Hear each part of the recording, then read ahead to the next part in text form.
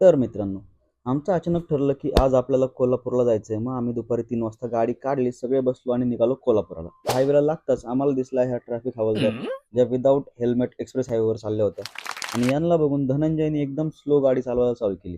आणि त्याची ही स्लो गाडी चालवताना बघून मला समजलं की आता मलाच गाडी चालवायला लागणार आहे. तर मी बसलो ड्रायव्हिंग सीटला आणि आपण गाडी काढली, कारण आपण एक प्रो ड्रायव्हर. आता आपण गाडी चालवतोय म्हटल्यावर वाजणारी गाणी तर लागणार. तर मग बंटी लागला गाण्यावर नाचायला. पण ही गाणी ऐकून दादाचं लागलं डोकं दुखायला. मग आता हे डोकं शांत करायचं म्हणून आम्ही थांबलो आणि मी त्याला विचारलं, अय, चहा प्यायचा कॉफी पाहिजे.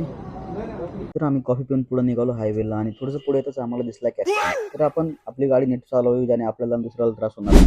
कोल्हापुरात पोहोचताच सगळ्यात पहिलं आम्ही एक हॉटेल गाठलं, कारण आम्हाला लागली होती भूक. आम्ही पटकन ऑर्डर केली आणि मी माझ्यासाठी घेतला होता संत्र्याचा ज्यूस, जो मला लय आवडला म्हणून मी 2 ग्लास मागवले आणि 2 पिऊन टाक. तिथून निघून आम्ही पोहोचलो डायरेक्ट मंदिरात पोहोचलो आणि आम्ही लागलो लाईनमध्ये.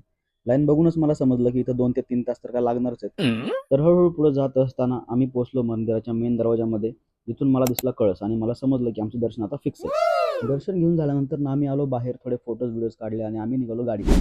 तर जसं आम्ही गाडीकडे पोहोचलो तर पोरं दमली होती म्हणून त्यांनी गाडीचं मागचं सीट पाडलं आणि झोपायची तयारी केली. तर नाईट ड्रायव्हिंगचा विडा आपण उचलला होता, तर मी गाडी काढली आणि डायरेक्ट थांबवली पुण्याला.